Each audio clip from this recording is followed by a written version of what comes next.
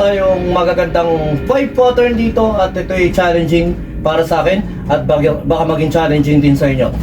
Try natin to. Ang counting natin dito ay 1 and a 2 yan, 3 and 4 yan, 1 and a 2 yan, 3 and 4 yan. Basic counting, basic pattern, basic exercises. Try lang natin. At ito na-adjust ko na konti itong kick natin. Sana ay makasundo ko na siya. Okay. First pattern.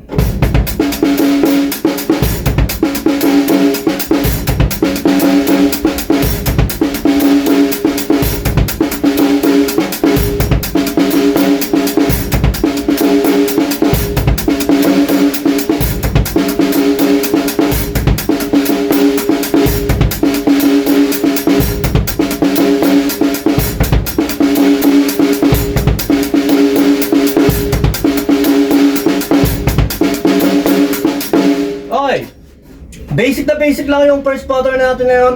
Itong second pattern medyo challenging. Try natin siya.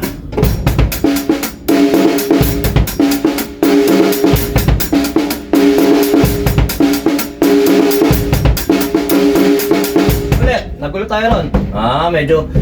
Medyo naglalaban na naman tong pick natin. Medyo talaga alangan tayo. Second pattern, ulitin natin. 1 and 2 ulit.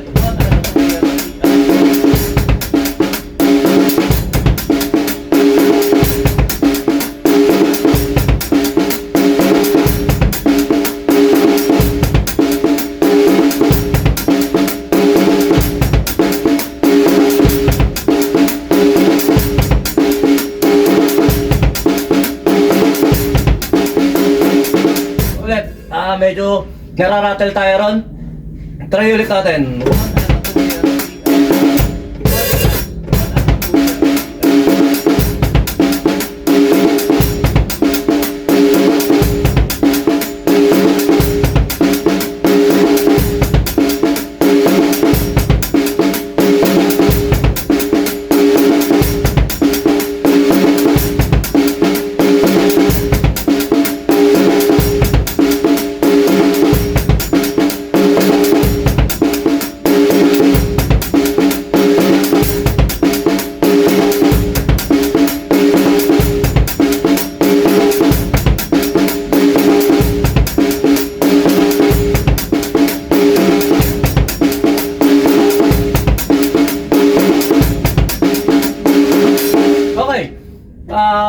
Marami tayong napapakinggan ngayon na kasi hindi nawawala sa atin yung nawala tayo sa focus, yung marami tayong pumapasok.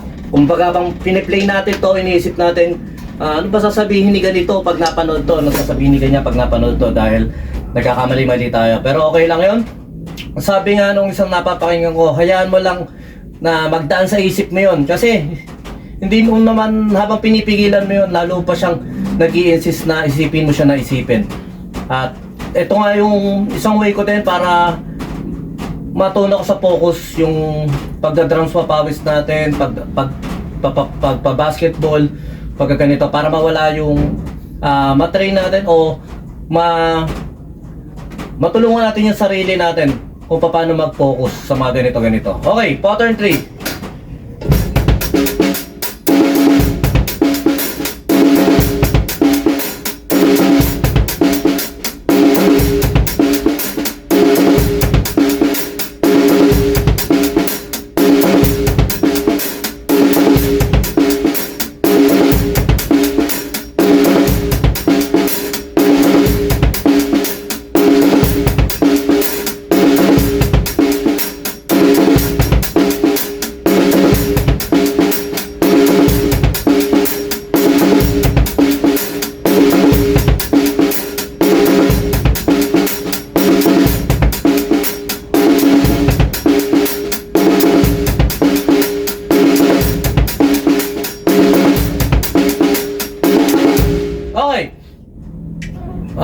Challenge sa akin yung mga pattern na to kasi nga hindi naman to usual na ginagawa o piniplay natin, pero ang challenging nga rito, nagkakaroon tayo ng idea o natitrain natin yung sarili natin kung paano patunugin yung snare, kung paano siya patunugin o i-play pag yung nag-alternate siya na. Ito kasi tinitrain natin dito yung wrist natin, pinaka-wrist natin. Okay, pattern 4. Ito sa pattern 4, ito yung pinaka-challenging din sa akin. At try nyo rin, baka ma-challenge din kayo. Ulit.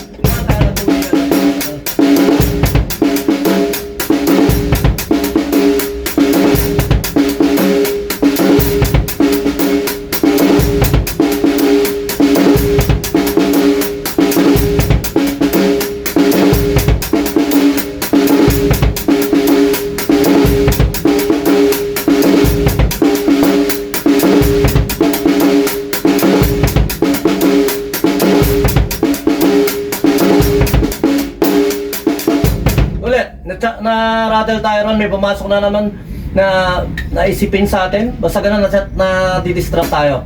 Kailangan talaga natin matuto mag-focus.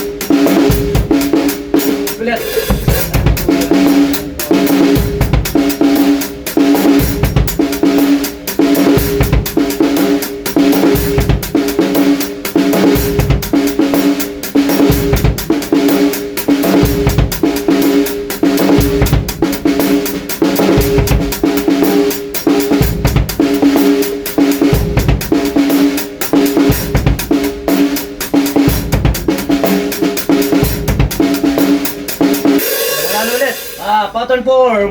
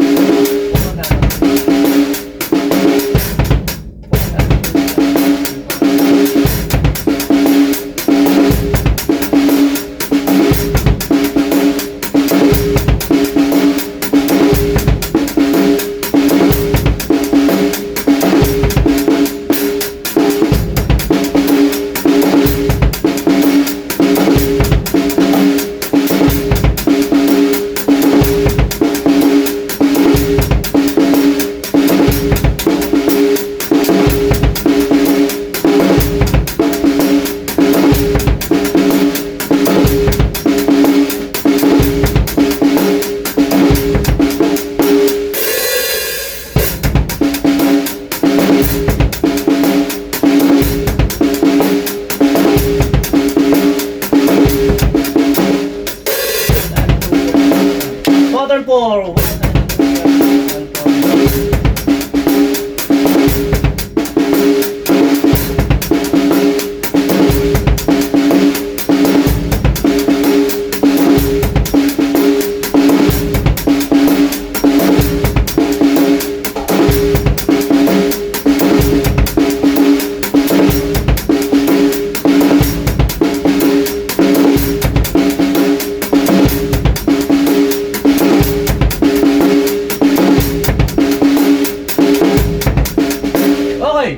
Pattern 5, medyo pinahirapan tayo ng pattern 4 na, pero napakaganda ng group niya, oh.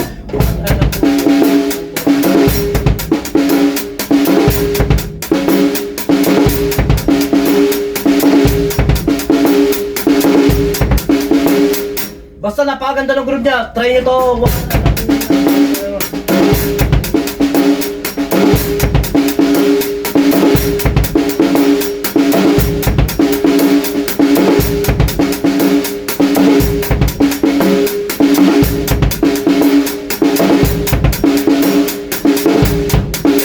Try nyo lang yung group na yan, napaka-solid ng group na yan. Okay, pattern 5, halos ganun din, pero challenging naman natin dito, halos sunod-sunod siya. Try natin siya. Ulit.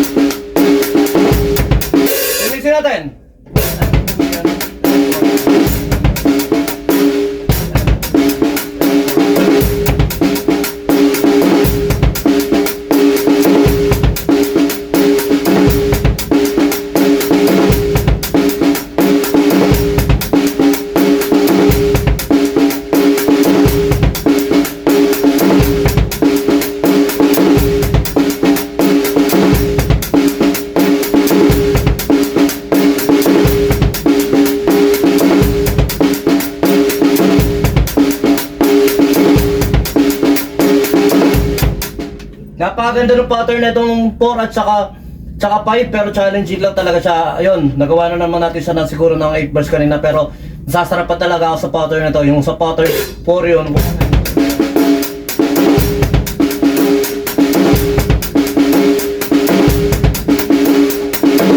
Okay, tapos sa pattern 5.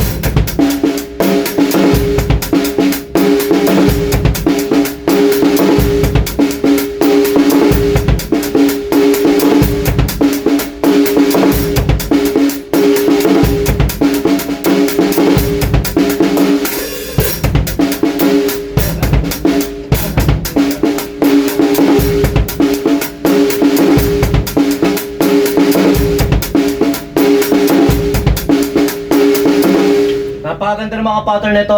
Try nyo, baka ma-challenge din kayo.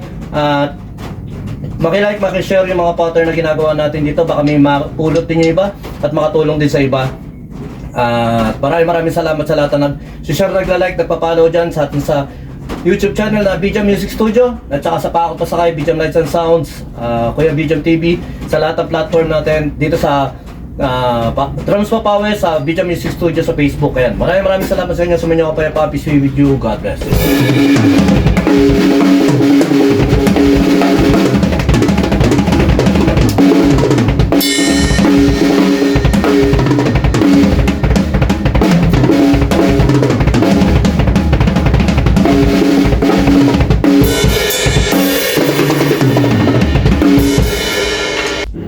BJam Lights and Sounds. Yun mga boss, baka may mga upcoming events kayo dyan na nangangailangan ng lights and sounds, band equipments o full band acoustic band. PM lang po kayo sa amin. Pwede po namin kayo matulungan sa lahat ng klase ng okasyon, gaya nga ng birthday, kasal, binyag, at party.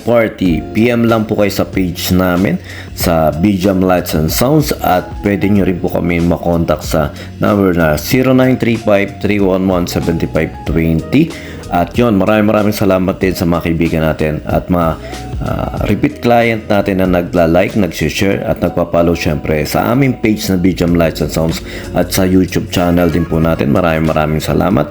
At yun, maraming salamat sa patuloy na pag-like, pag-follow, pag-comment nyo rin po syempre sa aming page at sa mga posts namin. Yun, maraming salamat. Yun lang, sa may inyong kapayapaan. Peace be with you. God bless.